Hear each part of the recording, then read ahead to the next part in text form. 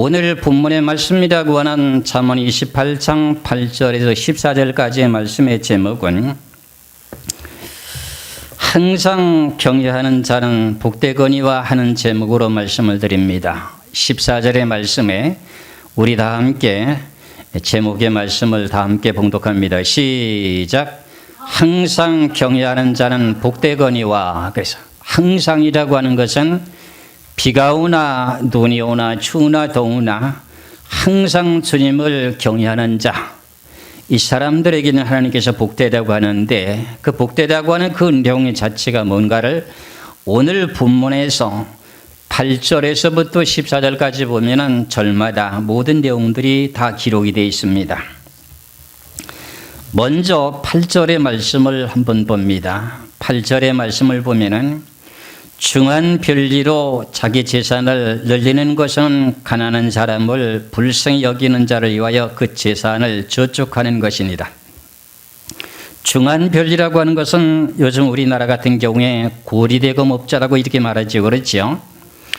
정부에서 인정하는 그 이상에 대한 이자를 받게 되는 내용을 보고 말할 때 중한 별리로 자기 재산을 늘리는 것은 가난한 사람을 불쌍히 여기는 자에게 그것을 그 재산을 그에게 저축하고 있다.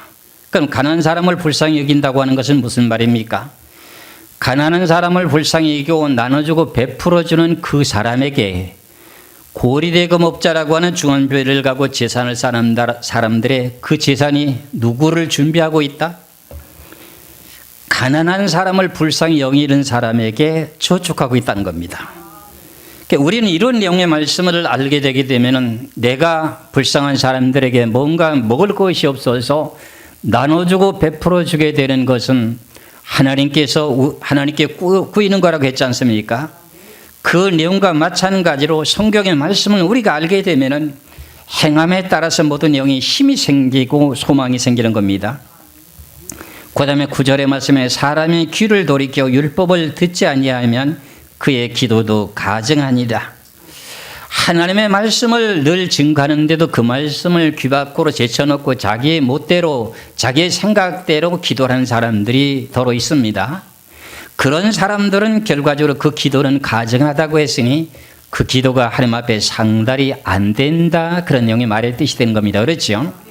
그럼 항상 하나님의 말씀을 귀담아 듣고 순종하고 애쓰면서 내가 잘못한 거 있으면 뉘우치고 회개하고 하나님 말씀을 따라 행하면서 늘 기도하게 되게 되면 그 기도를 하나님이 들어주신다 하는 내용이죠.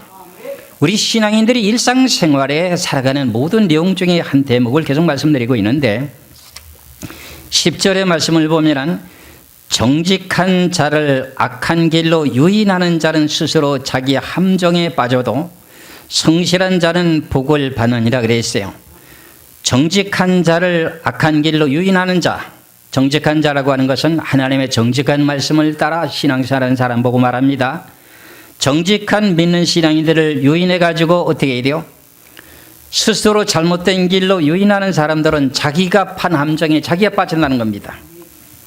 그래서 성실한 자는 복을 받게 되는데, 그 가운데 오늘 11절에 갔으면 말씀을 보면 부자는 자기를 지롭게 여기나 가난해도 명철한 자는 자기를 살펴 아느니라.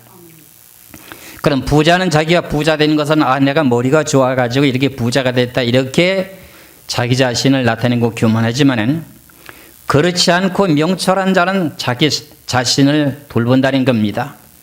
저나 여러분이나 내가 뭐를 안다고 하더라도 그 알게 된 내용은 누구를 통해서 알게 된 것입니까? 하나님의 은혜로 알게 되었다, 이렇게 하면은 자기 자신을 돌보는 겁니다. 그런데 나만큼 뭔가 아는 사람에서 나와봐 이러면 이건 좀 성경의 말씀 속에서 교만하다, 이렇게 말할 수 있는 내용의 뜻입니다. 오늘 본문의 말씀에 이제 이어서 12절에 보면 의인이 득의하면 큰 영화가 있고, 의인이라고 하는 건 믿는 사람들이 더욱더 많아지고 믿는 사람들의 숫자가 크게 되면 큰 영화가 있게 된다는 겁니다. 그게 믿는 사람들이 번창하면 나라가 잘 살고 결과적으로 평탄하다 하는 내용의 뜻입니다. 그러나 악일이 일어나면 사람은 어떻게 돼요? 악한 사람에서 숨게 되는 거죠. 그래서 이런 내용들이 우리가 일상생활에 살아가는 가운데 계속 반복되고 있는 걸 깨달고 오늘 주신 이교하신 말씀에 우리가 일상생활에 벌어지고 있다고 하는 걸 잘 깨달으시기 바랍니다. 13절입니다. 자기의 죄를 숨기는 자는 형통하지 못하나 죄를 자복하고 버리는 자는 불쌍히 여김을 받으리라. 자기 죄를 숨기고 이건 누구도 몰라. 그렇게 자기 입으로 투사를 안 한다는 겁니다. 그런데 하나님은 우리들이 안고 서는 것을 다 알고 계시죠. 그러니까 하나님 앞에 그 죄를 갖다가 감추지 말고 주님 앞에 내놓고 하나님 나 이런 죄를 졌어요. 주님 용서해 주세요. 그러면 하나님이 뭐 한다는 거예요? 불쌍히 여겨줍니다. 그런데 그렇지 못하다고 하면은 결과적으로는 하나님 앞에 혼난다는 겁니다. 오늘 본문의 14절의 내용의 핵심입니다. 항상 경외하는 자는 복되거니와 마음을 완악하게 하는 자는 재앙에 빠지느니라. 그러면 오늘 제목의 말씀이 뭐라 그랬습니까? 항상 경외하는 자, 항상 주님을 믿는 자. 그러니까 추우나 더우나 비가 오나 눈이 오나 폭풍한 설 몰아쳐도 주님을 경외하는 사람들에게 뭐가 있다는 거지요? 복이 있다고 하는 내용의 의미의 뜻입니다. 우리가 신앙생활하는 모든 생활 속에 보면은 좋은 일도 있을 수가 있고 나쁜 일도 있을 수가 있고 환경의 여건이 여러 가지가 부닥치는 일들이 많이 있습니다. 그러나 그 모든 것을 다 이겨낼 수 있으면서 늘 하나님을 경외하게 될 때 복되거니와 그럽니다. 그 내용의 단서가 항상이란 단어가 뭡니까? 주야장창 끊임없이 이렇게 하나님을 경외하는 자에게는 복이 있다는 겁니다. 뭐 1년 365일을 쳐놓고 반은 이제 나오고 반은 나오지 않고 뭐 그런 내용이 아니라 날 줄기차게 끊임없이 그 마음을 하나님을 향해 있다고 하는 그런 마음을 가진 사람들에게 복이 있다고 하는 내용의 뜻입니다. 그래서 이제 하나님을 경외하는 사람들에게 복이 있다고 하는 내용의 말씀을 성경 구절을 몇 절 찾아보면 잠언 23장을 한번 보시겠습니다. 잠언 23장 17절의 말씀을 봅니다. 잠언 23장 17절에 보면은 네 마음으로 죄인의 형통을 부러워하지 말고 항상 여호와를 경외하라. 안 믿는 불신자들도 무슨 사업을 해도 잘 되지 그렇지요. 근데 그걸 보면 우리는 어떨 때는 돈이 부족해가지고 어려움이 겪게 될 때 그 영이 부러워하는 내용의 마음도 갖게 되죠. 그래서 주님께서 말씀하시길 뭐라 그랬습니까? 네 마음으로 죄인의 형통을 부러워하지 말라. 그 잠시 약관이라는 내용의 의미의 뜻입니다. 그리고 항상 여호와를 경외하라. 그럼 오늘 잠언 28장에서 말씀하신 내용처럼 그 복이 너에게 가는 것이다 하는 내용의 의미의 뜻입니다. 천지 만물의 주인은 누구십니까? 하나님이십니다. 그래서 우리들은 이런 내용의 말씀을 가슴속에 늘 새기면서 내가 잠시 좀 어려울 수도 있고 좋을 수도 있고 그렇습니다. 왜 그러냐면은 나를 연단시켜서 믿는 믿음을 저버리지 않고 어떤 환경 여건 속에서도 너희들이 넘어지지 않기 위해서 우리들에게 연단을 주신다고 하는 것을 깨달으면서 감사하라고 하는 내용의 의미의 뜻입니다. 세상 사람들 중에 보면 우리는 열심히 하나님의 뜻대로 살라고 애를 쓰게 되는데 악한 사람들은 자기 수단과 방법과 거짓말을 사기치면서 잘 되는 것을 보면 그걸 보고 부러워하지 말라는 겁니다. 그러면은 그걸 부러워하면은 내 마음도 저렇게 한번 해볼까 하는 마음이 들 거 아닙니까? 그렇죠? 그 하나님은 그런 것을 다 차단시키는 영의 뜻이 이겁니다. 그래서 저나 여러분이나 악인들의 형통함을 부러워하는 것을 하나님이 좋아하지 않는다. 그럼 그거는 언젠가는 하나님의 뜻에 합당한 일을 하지 못하게 되는 결과가 나타나게 될 것이다 하는 영의 뜻입니다. 그래서 하나님을 경외하는 의인들에게는 항상 하나님께서 복을 주시고 그들을 은혜 가운데 항상 지켜주신다고 합니다. 그 내용의 말씀이 시편에 기록되어 있는데 시편 5편 12절의 말씀을 봅니다.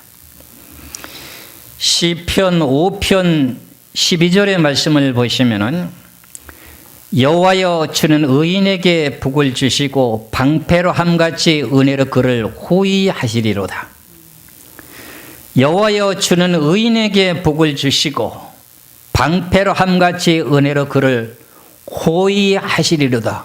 호위라고 하는 건 보호해 주는 걸 말하는 거죠. 그렇죠? 그래서 악인의 형통함을 부러워하지 말고 의인들이 받아야 될 복만 여러분들이 기다리면서 우리가 믿는 믿음을 지키면서 항상 뭐하라?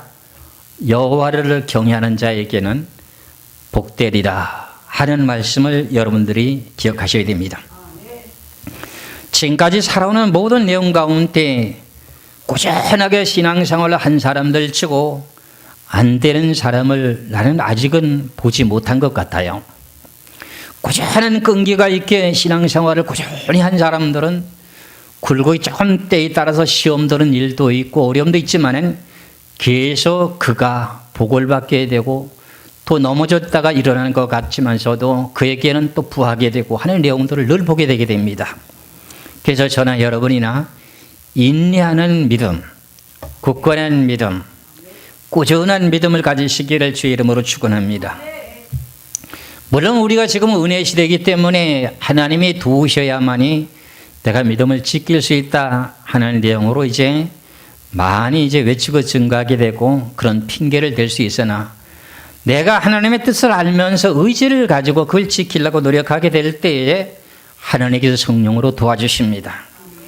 그런데 하나님의 말씀을 우리가 알고 깨달고 지켰다고 해서 감나무 밑에서 입만 벌리고 있으면 결과적으로 감이 입에 들어오는 건 아닙니다. 우리가 이런 내용과 마찬가지로 하나님이 주시는 귀하신 말씀을 따라 항상 여호와를 경외하는 자에게 복되다는 것을 여러분들이 깨달으시기 바랍니다. 항상 뭔가는 하나님께서 그에게 그릇이 찰 때까지 그가 뭔가 토설하지 않았던 것이 있다면 토설하기까지 기다리시고 그토록 의를 위해서 헌신하고 봉사했던 건요 공짜가 없습니다. 다 갚아주십니다. 하나님이 다 갚아주십니다. 2021년도에 첫 시간에 말씀드린 내용이 뭘까요? 예루살렘을 사랑하는 사람은 뭐한다? 형통하리로다. 그러니까 어떻게 돼요? 교회도 청소도 하고 하나님을 사랑하는 그 내용 자체 의미를 내가 알았으니 헌신하려고 하는 그 내용의 모습을 보게 될 때 너무너무 마음이 기쁘고 즐겁습니다. 그런 그 말씀이 그 가슴 속에서 움직이고 역사할까요? 안 할까요? 우리가 데살로니가전서 2장 13절의 말씀은 그 말씀이 믿는 자 속에서 뭐 한다고 그랬어요? 역사하고 계신다는 거야. 그러면 여러분들이 어린아이 같이 내가 나이가 좀 들었다 할지라도 예루살렘을 사랑하는 사람은 하나님께서 복을 주신다, 형통한다 하는 내용. 오늘도 항상 여호와를 경외하는 자에게 뭘 주신다? 복을 주신다. 그러면 성경에 보면은 심령이 가난한 사람은 복이 있나니 천국이 저희 것이요 이렇게 되는데 그런 부자는 복을 받지 않는 것입니까? 이렇게 말할 수도 있습니다. 아닙니다. 그리고 높은 사람이나 낮은 사람이나 하나님은 동일하게 하나님의 말씀을 따라 순종하는 사람에게 복을 주신다고 하는 것이 성경입니다. 그래서 대통령이라 할지라도 그가 하나님의 거룩한 말씀 앞에 순종하고 항상 경외하면은 하나님은 그에게 동일한 복을 줍니다. 가난한 사람이나 높은 사람이나 어떤 귀한 사람이든 천한 사람이든 그런 모든 것이 관계가 없습니다. 그래서 인류의 모든 백성들을 주관하고 계시는 분은 공의로워요. 그래서 하나님의 정직하다 그런 말의 뜻입니다. 이 내용의 말씀이 시편 112편에 보면은 나오게 되는데 한번 보시겠어요? 시편 115편요. 115편 13절의 말씀을 봅니다.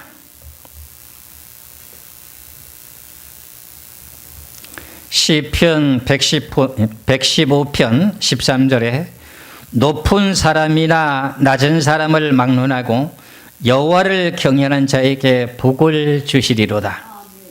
높은 사람이나 낮은 사람이나 여호와를 항상 경외하는 자에게는 뭘 준다고요? 복을 준다는 거죠. 야, 높은 사람에게는 복을 안 주고 낮은 사람에게는 준다면 높은 사람은 어떻게 합니까? 그렇죠? 안 되죠. 그래서 우리가 이런 내용의 말씀을 보면서 저나 여러분이나 항상 여러분들 마음속에 뭘 생겨야 돼요? 항상이란 단어를 가슴속에 새게 됩니다. 지금까지 신앙생활하다 보면은 하나님의 뜻대로 살기를 마음에는 원하는데 내가 하나님의 뜻대로 살 수 있는 길을 찾지 못한 사람도 있습니다. 그러다 보면 그 마음속에 진실 하나님 원하시는 참된 길을 찾기를 원한다고 사모하면은 어떤 경로를 통해서 어떤 방법이 됐든 연결시켜줘 가지고 그 길로 오게 만들어주는 것이 하나님의 뜻입니다. 그래서 저나 여러분이나 저도 역시 신앙생활을 열심히 하게 될 때 지금도 뭐 열심히 내가 하나님의 사역을 감당하지 않은 건 아닙니다만 열심히 신앙생활을 하게 될 때 마음이 너무 갈급해요. 열심히 신앙생활 하는데도요. 그런데 내 가슴 속에 우리 두 부부가 새벽마다 새벽 예배를 다니면서 마음속에 품고 있는 용이 마음이 안 차는 거예요. 내가 원하는 뜻대로 마음이 안 차는 거예요. 그러니까 뭔가 그릇이 비어 있다는 것이죠.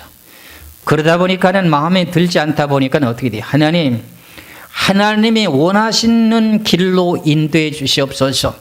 하나님의 기뻐하는 목자에게 붙여주옵소서. 그러면서 말을 하기를 저희들이 이제 경상북도 안동에서 있을 때 그런 기도를 했었는데 안동이면은 서울이 좀 더 멀지요. 부산은 조금 더 가깝고요. 서울도 좋습니다. 부산도 좋습니다. 이런 정도의 결단을 한다고 하는 것은 결국은 하나님께서 마음에 감동을 주셔서 물론 그렇게 했다고 생각합니다. 그런데 그런 기도를 하나님을 올바르게 바르게 섬기기를 원하는 그런 마음의 자세를 가지고 기도하니까요. 그 기도는요, 즉시 들어주시더라고요. 그 기도의 동기 속에서 제가 길을 찾아서 지금 이렇게 목회자가 됐어요. 제가 목회자가 된 기도의 시점이 그거였어요. 하나님이요, 내가 잘못된 곳에서 신앙생활 하는 건 아닌데 감리교회 이제 신앙으로서 열심히 진실로 목자를 도와서 오른팔 역할을 했어요. 그러면서는 가슴 속에서 새벽마다 예배를 드리러 가면서 두 부부가 마음의 갈급함이 가슴에 차 있는 거예요. 그러니까 공부한 거지요.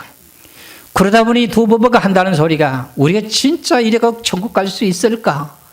그러면 대한민국에서도 유명한 목사가 있을 거죠. 하나님 합당한 목사가 있을 텐데 우리가 그의 방향을 놓고 기도해보자고 기도했더니 그 길을 찾게 만들어 주시는데 서울도 아니고 부산도 아니고 안동에 있는 그 자리에 조그마한 개척교회 지하에 이런 교회로 인도해 주셔서 거기에서 하나님께 기도하면서 하나님 그곳을 갖다 인도해 주시길래 그 교회를 놓고 기도를 했더니 그 교회가 지하교회인데 하늘에 그 지붕 꼭대기에 물기둥이 서가지고 퐁퐁 솟아오르는 모습의 응답을 받았습니다. 그래서 이것이 하나님께서 길을 인도하는 것이 맞다 하는 것을 깨달고 서울을 가려고 했는데 서울도 안 가게 됐고 부산이라도 가려고 했었는데 부산도 안 가게 되면서 제자리에 앉은 그 땅에서 이제 목자를 찾게 되었는데 그 길이 하나님의 성경의 길을 따라서 바르게 신앙생활을 하려고 외치고 증거했던 교회였습니다. 거기서 제가 성경을 좀 알기 시작하게 되게 되면서 성경의 맛을 알게 되고 내 자신의 궁금했던 성경에 대한 용이 풀려지기 시작하면서 이제 내가 여기에서 뼈를 묻겠다고 하는 마음에 다짐하게 되면서 새로운 출발하게 되다 보니 저는 늘 마음속에 두 부부가 주님을 섬기면서 교회에 충성하고 헌신하고 목자를 잘 돌보면서 하나님께서 부자를 만들어 주시면은 신학생도 키우고 교회를 받들어서 섬기는 일을 하겠다고 하는 그런 용의 소망이 있었는데 그 내용에 부자가 되게 하는 것을 하려고 하다가 막아버리고요. 죄의 길로 들어오게 만들더라고요. 그래서 저는 신앙생활을 시작하는 첫날부터 마음에 다짐한 그 내용을요. 성령의 감동함을 받아서 이제 성령의 인도함을 따라서 신앙생활에 출발이 됐다고는 이제 할 수 있겠습니다만은 내용 가운데 내 자신의 의지가 강한 것이 하나가 있었습니다. 교회를 나가기 시작하면서 내 마음속에 다짐한 내용이 뭐냐면은 하나님 나 이렇게 신앙생활 할 테니 하나님이 살아계심을 내가 체험하게 해달라고 하나님이 있다고 하는데 하나님은 어떤 분인지를 내가 만나게 해달라고 이렇게 다짐하고 기도했었습니다. 그러다 보니까 내 자신이 의지가 생겨야 되는데, 의지가 뭐냐면은 새벽 예배도 내가 나갈게요. 주일 성소는 그건 물론이고요. 수요일 기도 예배는 더 물론이고요. 구역 예배 금요일 날 물론이고요. 이러면서 교회에서 지켜야 될 내용들을 내가 다 지키겠습니다. 그러다 보니까 내가 그걸 지켜야 될 거 아닙니까? 그러다 보면 그것이 의지가 있어야 될까요? 의지가 없어야 될까요? 이건 내 자의적인 의지입니다. 성령의 감동함이 아니었습니다. 그래서 그것을 지키기 시작하게 되다 보니 성령이 감동이 되는 겁니다. 그래서 야, 이렇게 신앙생활 하는구나 하는 내용입니다. 물론 성령의 강권적으로 역사해서 입술로 회개하고 통해갖고 새로운 사람으로 변화되는 것도 있습니다만, 언젠가는 자기 자신에게 있는 내용의 마음에 의지가 좀 있어야 됩니다. 그 의지를 굽히지 말아야 됩니다. 옳은 길을 따르라 의의 길이라고 했지 않습니까? 이게 옳은 길이라고 하면 그 의를 굽히지 말아야 된다는 것입니다. 그래서 높은 사람이나 낮은 사람을 막론하고 여호와를 경외하는 자들에게는 복을 주신다고 하는데요, 우리는 가슴속에 새기면서 명심하시기를 주 이름으로 축원합니다. 112편을 한번 보시겠습니다. 시편 112편 1절에서 3절까지 말씀을 보겠습니다.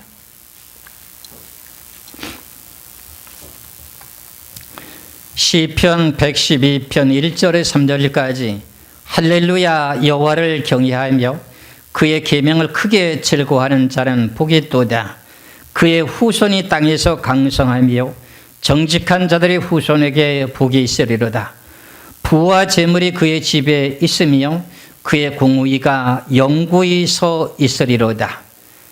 이 내용의 말씀을 놓고 보면 할렐루야, 여호와를 경외하며 그의 계명을 크게 즐거워하는 자는 복이다.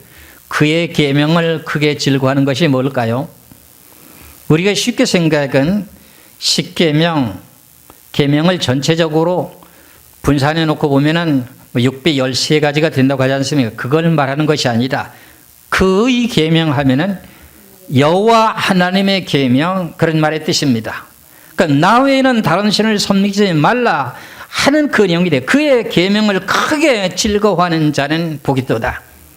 다른 신을 섬기면은요, 결국은 하나님께서 질투한다고 했지 않습니까? 그렇지요.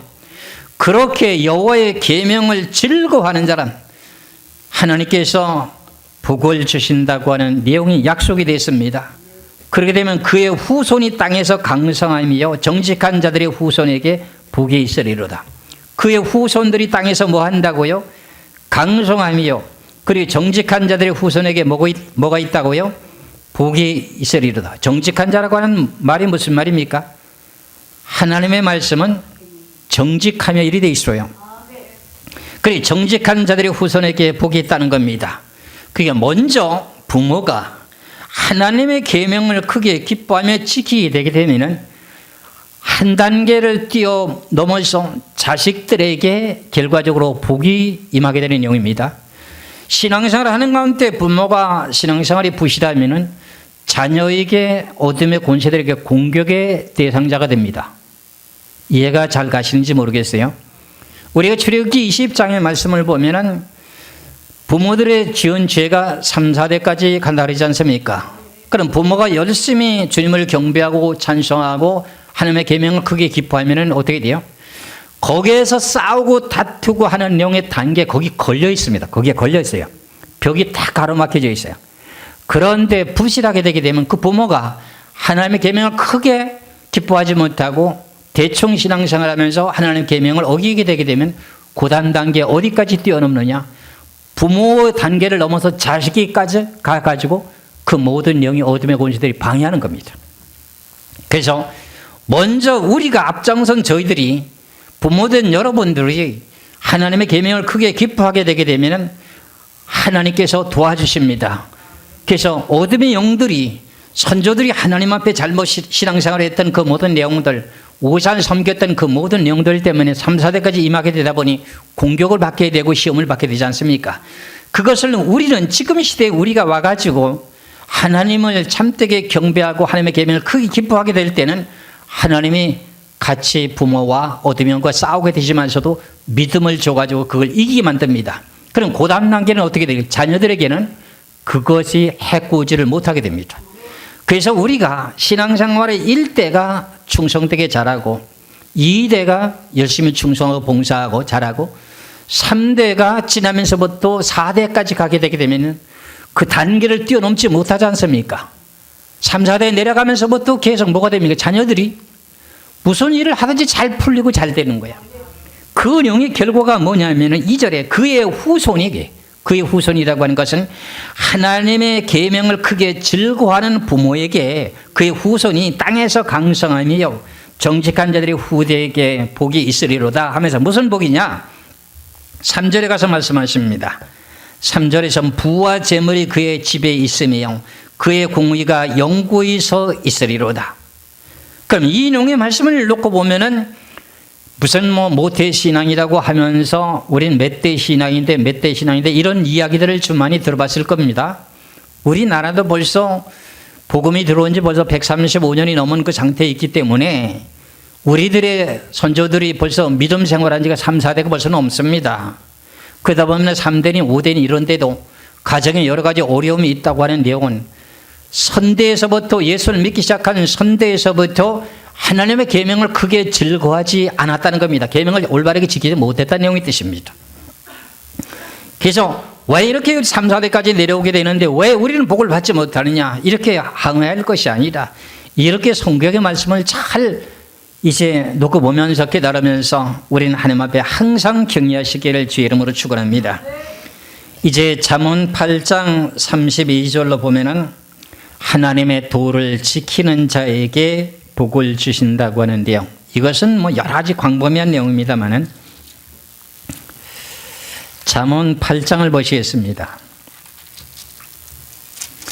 잠언 8장 32절의 말씀을 보겠습니다. 잠언 8장 32절에 아들들아 이제 내게 들으라 내 도를 지키는 자가 복이 있느니라. 내 도를 지키는 자가 복이 있다는 거죠. 하나님의 계명을 지키지 않고 기도하는 것은 하나님께서 뭐 한다 그랬습니까? 그건 가증한 기도입니다. 하나님의 말씀을 따라 순종하면서 계명을 지키면서 기도하게 될 때 그 기도를 하나님이 들어주시는 것이지, 하나님의 뜻에 따라서 순종하지도 않으면서 기도만 들어달라고 하면은 그게 되나요? 이치 안 맞죠. 그렇죠? 이래서 하나님께서는 여러 가지 복에 대한 내용이 많습니다. 복에 대한 내용이 많은데 저는 제일 지금까지 성경 말씀 가운데 아주 가슴속에 닿고 두려운 말씀이 뭐냐면은 행한 대로 갚아주신다 하는 내용이 좋기도 하고 두렵습니다. 하나님의 말씀을 순종하며 행했다면은 기쁘고 즐겁고 복에 대한 내용이 임하게 되는 거고요. 그렇지 못하고 내가 하나님 보시기에 악을 행하고 범죄하면 그 행한 대로 모든 영이 보응이 온다는 겁니다. 철두천미합니다. 이런 내용을 생각할 때 행한 대로 갚아준다고 하는 내용이 너무너무 두렵습니다. 이번에도 우리가 성전을 지금 일산동에서 마주동 이제 고양시에 제일 명동이라고 한다고 하나 제일 복잡한 동네라고 하는 지역이 마두동이라고 하더라고요. 전 여기가 그런 지역인지 모르고 왔고요. 근데 하나님의 인도하심 따라 왔는데 성전 이전하는데 상당히 수고하신 분이 있죠. 그렇죠? 여러분들이 잘 아다시피 사실상 새벽에도 일어나서 난모르게 추운 날씨 속에서 작업을 하면서 일을 했고 자기 자신이 헌신했던 그 모든 내용은 저보다도 하나님이 더 세밀하게 보셨습니다. 그 믿음에 행한 내용의 결과는 하나님은 그대로 갚아주시는 것을 분명히 본인도 알고 있습니다. 그런데 그것을 갖다가 탈취지 못하도록 사단들이 역사하는 것을 여러분들이 물리치고 기도해 주셔야 됩니다. 그래서 우리가 항상 하나님을 위해서 일했던 내용의 결과는 좋은 결과가 온다고 하는 것을 기다리셔야 됩니다. 그 말씀을 늘 내가 말씀드린 내용 잘 알고 계시다시피 그 내용의 그 뜻대로 여러분들 믿으셔야 됩니다. 데살로니가전서 2장 13절을 찾으시기 바랍니다. 데살로니가전서 2장 13절을 늘 제가 말씀을 강조하지요.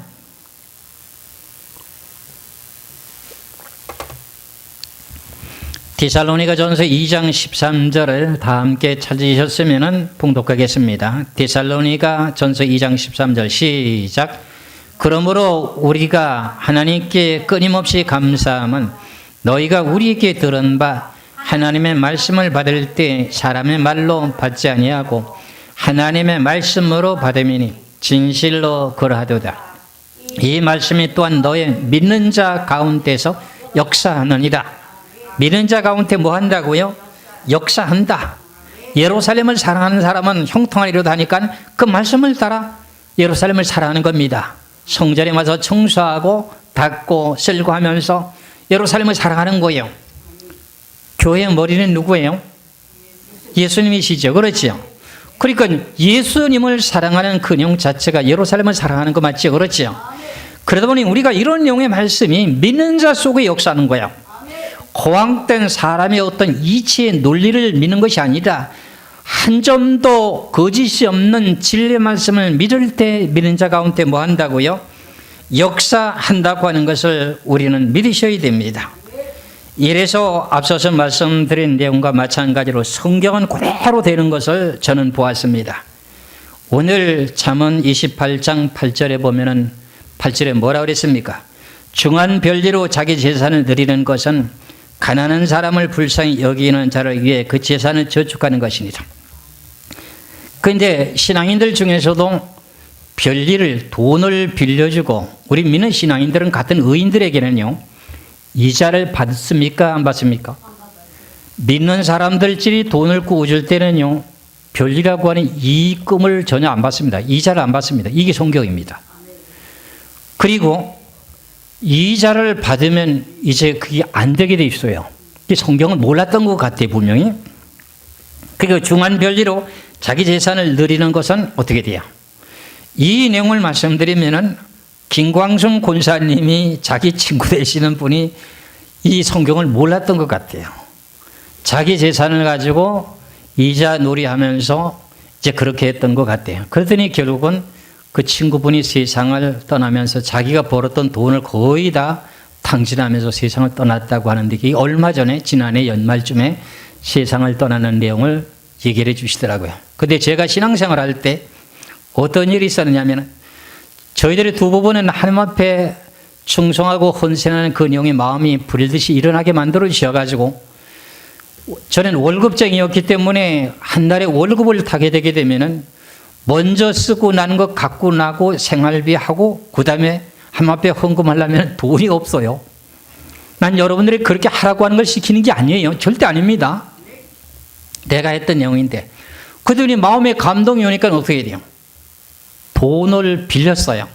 근데 빌려주는 그분이 같은 집사님이고 같은 교인인데 같은 교회의 집사님인데 돈의 이자를 받는 거예요. 그리고 다른 사람에게도 돈을 빌려주면서 이자를 받는 거예요. 근데 우리는 그때 그 당시에도 그것이 잘못된 줄을 모르고 살았어요. 성경을. 그러니까 그분도 몰랐을 것이고 나도 몰랐어요. 근데 우리는 돈을 빌리면 꼬박꼬박 거기에 대한 대가를 지불하고 이자를 갚아주게 되고 정확하게 갚으니까 돈을 또 잘 빌려줘요. 돈도. 그러니까 돈을 미리 빌려갖고 하나님 앞에 헌금하고 그 다음에 월급 타면은 대신 또 갚아줘야 되고 또 빌려야 되고 그러다 보니까 이자를 계속 갚아줘야 되는 거예요.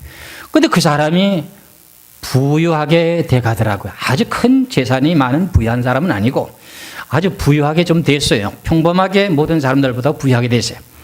그런데 저희들과 헤어지고 난 후에 다른 곳으로 가서 그분들도 직장생활하는 분인데 어떤 일에 부동산에 투자하면서 쫄딱 망하는 거야. 그래가지고 그리고 저는 이제 성경을 그때 그 전에 벌써 성경을 알게 되면서 중한별리로 자기 재산을 모았던 내용이 있었거든요. 그 내용이 다 날아가는 것을 실질적으로 봤어요. 그래서 이런 내용을 얼마 전에도 지난해 연말에도 김광정 권사님이 알고 계시는 그 권사님 되신 분이 권사님인가요? 그분도 그분도 역시 별리로 이랬다는 거예요. 그러니까 그분들이 다 뭘 몰라서 그럴까요? 성경을 몰라서 그랬습니다. 분명히 그렇습니다. 내가 생각하기에. 그런데 그분들이 그렇게 몰랐던 내용은 누구에게 책임이 있을까요? 목사님에게 책임이 있다고 볼 수 있습니다. 제가 요즘 전 세계 국제적으로 되어져가는 모든 내용을 넣어보면 기독교 국가라고 하는 저 미국이라는 나라가 저토록 이제 온건파와 그다음에 그 대적하는 온건파와 뭐 여러 가지 내용의 그 파라고 좀 제가 표현한다면은 전적으로 하나님을 진실하게 믿고 의지하는 계통과 아니면은 뭐 두루뭉실하게 예수 그리스도를 믿으면서 진실하게 믿는 사람들을 대적하게 되면서 양파로 갈라지게 되는 내용을 놓고 보면은 야, 저기 기독교 국가고 저 사람들이 다 예수 믿는 사람들인데 어떻게 저렇게 잘못된 일을 할 수 있을까 하는 것을 생각해 놓고 봤을 때 저거의 잘못의 일차는 누구에게 있을까?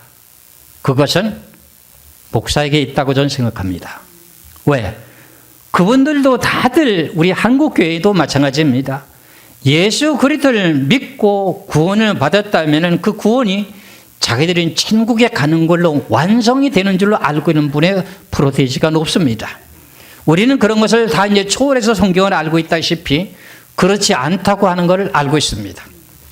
그와 마찬가지로 왜 이런 일들이 발생되었을까 하는 내용은 예루살렘에서부터 복음이 전파되면서 성경적으로 모든 것을 하지 않았기 때문에 결과가 이루어지게 되는데 지금 일어나는 모든 일들이 성경을 거역하는 일들을 지금 벌어지고 있는 거대 국가라고 하는 전 세계 제국이라고 할 만한 미국이라는 나라가 양으로 지금 양쪽으로 갈라져 가지고 하나님의 뜻을 대적하는 일을 하는 내용을 모습을 보았을 때 저것이 진실로 신앙이 올바른 신앙인들일까 하는 내용을 보게 될 때 저는 그 문제가 교회에서 성경에 대한 내용을 좀 따끔하게 책망을 해주지 않고 신앙이 자랐기 때문에 저렇지 않을까 저는 그렇게 생각해 봅니다. 그래서 우리나라도 지금 그렇게 책망하게 되면 항의한답니다. 이런 모든 내용을 놓고 보면서 우리는 오늘 주시는 이 귀하신 말씀 너무 많이 아는 것보다도 내가 1차적으로 생각해야 될 내용이 항상 경외하는 자, 항상 경외하려면 하나님을 경외하려면 뭐 해야 돼요? 하나님의 계명에 대한 말씀을 가슴속에 새기고 있어야 되죠. 그렇죠? 여러분들이 가정들마다 사정이 있을까요? 없을까요? 사정이 있습니다. 교회를 나오지 못할 만한 사정이 있을 수 있습니다. 그런데도 그 내용의 환경 여건 속에도 항상 여호와를 경외하는 자에게 복되거니와 하는 내용의 말씀이 이루어지는 겁니다. 그렇게 하는 그 내용을 내가 몇 구절을 말씀드렸다시피 그 말씀을 따라 여러분들이 살아가다 보면은 여러분들이 나도 모르게 복이 따라오게 됐습니다. 내가 복을 쫓아가는 것이 아니라 복이 하나님이 나를 붙여줍니다. 그래서 나를 따라와야 돼요. 그럼 우리는 그 따라오게 만들어지고 우리는 그 복을 누리며 살아가면서 여호와를 경외하게 항상 경외하게 되면 항상 그 믿음이 자라면서 많은 물질을 줘도 타락하지 않고 하나님을 경외할 수 있으면 그만큼 분량대로 계속 이제 물질의 복도 주신다 하는 내용의 뜻입니다. 그래서 오늘 주신 말씀은 잠언 28장 8절에서부터 14절까지 항상 경외하는 자는 복되거니와 하는 내용의 말씀을 가슴속에 새기시면서 2021년도에 소망을 좀 가질 수 있기를 주의 이름으로 축원합니다. 소망이라고 하는 것이 뭡니까? 내가 바라고 원하는 것이 있는데 우리가 살아가는 모든 삶 속에 소망이 뭡니까? 물질이죠. 그리고 어떤 단체 생활하면 직장에 있으면 권력자를 의지하게 되려고 하는 소망이 있죠. 여러 가지 소망이 다 있습니다. 그런데 우리의 소망은 어디에 있어야 됩니까? 하나님께 소망을 둬야 됩니다. 제가 그 말씀을 준비하다가 접고 내가 이 말씀을 다시 바꿨습니다. 소망을 하나님께 두는 자에게 복되도다 하는 내용을 가지고 증거하다 보니 그거를 준비했다가 내가 오늘 이렇게 다른 내용으로 바꾸게 되는데 내가 초중초에는 제가 이렇게 복되다고 하는 내용의 말씀을 좀 증거하죠. 그렇죠? 이제 제가 계속 이제 이달까지는 모르겠습니다만 다음 주까지만 내가 이렇게 증거하고 난 후에 제가 다시금 이렇게 새롭게 하고자 원했던 그 내용, 지금 인터넷 시스템도 이제 완벽하게 잘 준비가 되고 하게 되게 되면 이제 우리 한국뿐만 아니라 전 세계로 구속사에 대한 내용이 전부 오해가 되어 있는 게 많거든요. 그러니까 그 내용의 뜻을 세부적으로 쫙 증거하고자 합니다. 그래서 우리 구속사가 쉬운 것 같은데 쉬운 것 아닙니다. 성경 구절이 여러 가지로 지금 난해하기 때문에 예를 들어서 예수 그리스도를 믿으면 뭐 한다 그럽니까? 예수 그리스도를 믿으면 뭐 합니까? 구원받는다고 하죠. 그럼 구원받는다고 하는 내용의 뜻을 또 다른 말로 뭐라고 합니까? 사망에서 생명으로 옮겼느니라고 합니다. 그렇죠? 그 내용을 또 다른 말로 또 뭐라고 합니까? 생명을 얻었느니라 이렇게 나옵니다. 그 내용이 단어가 전부 예수 그리스도를 믿음으로 우리가 뭐예요? 구원을 받았다고 하는 내용을 갖다가 사망에서 생명으로 옮겼느니라, 그리고 생명을 얻었느니라 이렇게 말하지 않습니까? 그 내용의 말씀을 또 다른 말씀으로 말할 때 나는 거듭 태어났다, 거듭 태어났다 그러지 않습니까? 그게 구원을 받은 사람이라면이 거듭 태어나는 거 아닙니까? 그렇죠? 그럼 여러분들은 무슨 피조물입니까? 새로운 피조물이 되죠. 그것도 구원을 이룬 사람에게 해당되는 말씀이죠. 그렇죠? 구원을 받았다면 여러분들은 육의 사람입니까? 영의 사람입니까? 영의 사람이죠. 그럼 우리가 죄와 사망에서 해방됐다. 그럼 죄와 사망에서 해방됐다고 하는 내용이 무슨 뜻입니까? 생명의 성령의 법으로 죄와 사망의 법에서 너를 해방됐다, 해방시켰다. 그러면 우리 구원받은 사람들에게 해당되는 거죠. 그러면 그 내용이 무슨 말이냐? 그 내용 속에서 죄에서 해방시켜 줬으면 죄인이 아니고 무슨 내용이라는 거죠? 그렇죠. 의인이라는 겁니다. 이런 내용들을 구구절절히 내가 쭉 연결시켜가지고 구속사에 대한 내용을 말씀드리게 되면 의인이 됐다면 마태복음 13장에도 보면 의인 중에서 무엇을 갈라낸다고요? 악인을 갈라낸다고 하지 않습니까? 그러면은 천국을 가려면은 믿기만 하고 한번 이 구원을 받았다면 그것으로 천국 가는 걸 완성이 되는 걸로 알고 있는 내용 사람들이 너무 많다는 겁니다. 그러니까 이런 내용들을 쉬운 것 같아도 증거를 해야만이 여러분들에게 반석에 설 수 있다 하는 내용을 여러분들에게 말씀드리면서 내가 몇 주 동안만 다음 시간까지는 내가 복된 말씀을 전하는지 모르겠으나 하나님의 주시는 영의 뜻을 따라 지금 인터넷이 지금 아직도 완벽하게 잘 안 이루어지고 있어요. 그래서 이제 이 내용들이 다 이루어지게 되게 되면 그런 영의 구속사를 전체적으로 잘 이렇게 녹화를 떠가지고 유튜브에 올라가지고 모든 사람들에게 공유하면서 성경은 이렇고 이렇다. 그러면 우리가 신앙생활 하는 가운데서도 의인 중에 악인을 갈라낸다고 하는 것은 죄를 회개가 이루어지지 않아서 그런 거 아닙니까? 그러니까 죄를 회개해야만 천국 가야 된다 하는 말은 아직도 지금 하지 않고 그냥 회개만 해야 된다는 말은 있습니다. 회개를 해야 된다고 하는 말을 합니다. 그런데 죄가 다 용서받지 못하면 천국 못 간다 그런 말은 지금 안 하고 있습니다. 못하고 있습니다. 몰라서 그런 것 같아요. 그래서 이런 내용들을 순차적으로 하게 할 테니 여러분들이 참고하시면서 기도를 좀 많이 해주시기 바랍니다. 오늘 주시는 제목의 말씀은 뭐다? 항상 경외하는 자는 복되거니와 하는 말씀을 믿으시고 복받는 한 해 시발점이 되시기를 주의 이름으로 축원합니다. 기도하겠습니다.